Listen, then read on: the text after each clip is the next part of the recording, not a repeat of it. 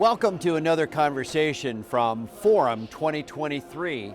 From Washington, D.C., I'm Ron Painter, your host, and the event is hosted by the National Association of Workforce Boards.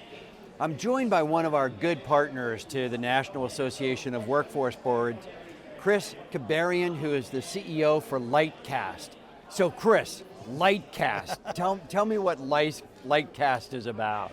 Lightcast is the world's leading provider of labor market data, analytics, software, and professional services. And we're committed to making sure that our data is used not just by workforce boards and economic development organizations, higher education, community colleges, and enterprises as well. So Chris, we've seen, I want to say, and maybe you're going to say, no, Ron, that's not true, but we've seen an explosion of interest in data, and are we just at the beginning of this incredible ride about how important it's going to be? The labor market has never been more confusing, more complex, and is behaving in ways that are unusual. And that's a result of so many forces affecting the labor market, which affects 3.3 billion people around the planet. So at the end of the day, it's the largest focus of cost in most organizations. It's the biggest challenge, and yet it's so complex. So we're seeing an extraordinary amount of demand for deeper insights and information in terms of how the labor market is structured, where it's going, and more importantly, how to use it to inform decisions about labor market, workforce development, as well as deliver outcomes with this data. So Chris, okay, so we're starting to see a lot more interest. Is the data we work with getting better? And are we getting better at understanding what it is? The compendium of labor market data is expanding considerably, and we're committed to making sure we get our arms around all of it. Profiles, compensation, modeling, and especially job skills. A job skills taxonomy in many respects is like the operating system of a computer. It's the language that makes the labor market understandable and usable, in a practical way. So it's one of the reasons why we provide the most widely used job skills taxonomy that is used again by public sector, private sector, because we all need a common definition of what a level 4 JavaScript programmer is. Why? So that we can use that information to redeploy talent, to upskill talent, to train talent, and to also identify talent that's on the margins of the labor market. And that's one of the biggest challenges because we're in a highly constrained labor market environment. And we need to see people through the skills lens. So this is like, when we were in Economics 101, we heard land, labor, and capital. Now this thing called labor, this talent, becomes the big item in planning and in budgets. Absolutely. Look, in a talent-abundant environment, you can be transactional with your talent and with your labor. But we are not in a talent-abundant environment anymore. And what that means is employers need to think of their people as an asset, not a cost, and to invest in that asset. And this is why we hope to see a transition of investment from talent acquisition to talent development, training, upskilling, again, redeployment, because ultimately this is one of the biggest challenges we've got in not just in the United States, but all over the world. So I'm kind of like really curious. What's the one piece of data that people ask you about over and over and over? You probably have it on the top of your head. Somebody's gonna ask. Yeah. Well, what I look at is the number of open positions, roughly about 10 million, minus the number of job seekers, which is roughly about 5 million. And I look at that gap. That's a gap of 5 million unfilled jobs.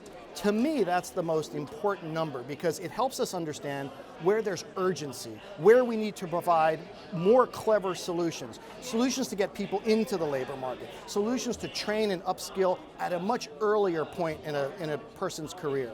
And that 5 million unfilled jobs is essentially, is to me the most important number because it's 5 million people. There's a person behind every single one of those numbers.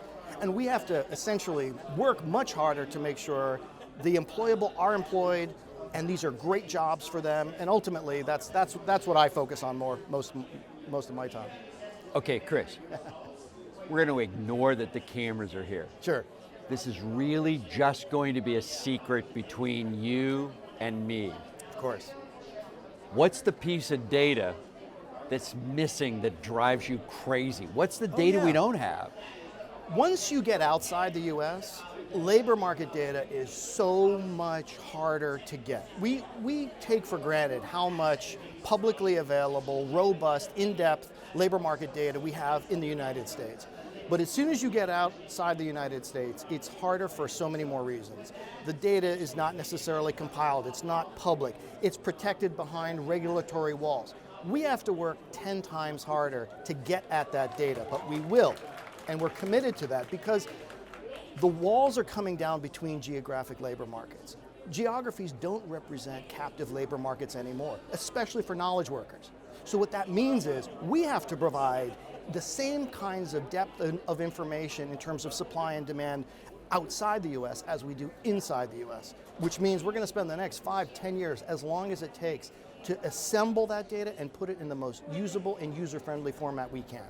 Are we starting to see, and I don't even know what it is, the new normal, or we're starting to see kind of the leveling off of the separations, the quits, and the movement that the pandemic started? Are we starting to see that? Are you starting to see that in the data that we're kind of, that movement is leveling out?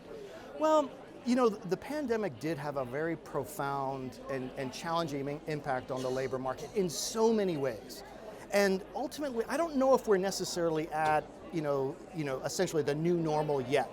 At the end of the day, we're still in a extraordinarily tight, constrained labor market. And one of the things that we have to think about now is the increase in interest rates and Fed fund policy that is intended to temper the labor market. Right. So we have all these countervailing forces affecting the labor market, making it more challenging, including technological disruption, artificial intelligence, robotics, automation. It's creating so much challenge in so many different pockets of the market. It's our job to explain it and make it decision ready every day. So that all those disruptors, that's what keeps Steve Lynch working, is trying to figure out what all those disruptors actually mean? Exactly, Okay. Exactly. Chris, you're the CEO for Lightcast. That means, as we've been talking over the last couple of days, when we talk about leaders and leadership, CEO seems to me like it's a leader. What have you learned in your career about leadership, and what's that kind of characteristic that captures some of what you do or how you operate? I genuinely love what I do, and the people I work with kind of know that I love what I do, and I love the people I work with. And if you're motivated by love and kindness and passion and purpose, and our purpose is very simple. We want to unlock new possibilities in the labor market worldwide. It's an audacious goal. And leadership in many respects is a function of openness, candor, clarity of vision and purpose, and being able to create environments where people want to work because they are going to put a dent in the universe. They are going to make the world a better place. Yeah. And they want to work with people as well who are excited, enthusiastic, and positive in their outlook. So Chris, it's late at night. You're about to turn out the light. You're going to make a decision about it was a good day or it was a so-so day. What makes it a good day for you? I love going onto our Slack channel and seeing all the different conversations that are going on in our business. And there's so much positive energy. We have this thing called crushed it. And it's when someone really crushes it, really does a great job, our employees call out each other and just say, great job. And I love going to bed, listening and reading a few crushed its because it's uplifting. It makes me feel excited that our 650 people around the world love what they do, they work well together, and it's something you can do at 11:30 at night and not bother anyone, and it's just really exciting, motivating, it makes me feel really good. Well, I want to thank you on behalf of us at NAWB. Your crew, Steve, Chris, the crew has always been responsive when we see something that we're not sure what it is or what it means, and we get that chart back, we get that data back, and then we get somebody who says, well, wait a minute, here's what Ron you're not allowed to say that data means, but I really appreciate the partnership over the years. Likewise, anytime, and we're here to serve, and we really appreciate the work that you do, especially since the workforce boards understand, like we do, how this whole ecosystem works. And I think the more that we empower and enable workforce boards, the better off we'll all be. Chris Kibarian, CEO for Lightcast, thanks for taking time out to join us. Thank you. And thank you for joining us for Live at the Forum, Forum 2023, brought to you and hosted by the National Association of Workforce Boards. From Washington, D.C., I'm your host, Ron Painter, and hang around. We got more conversations coming to you from Live at Forum 2023.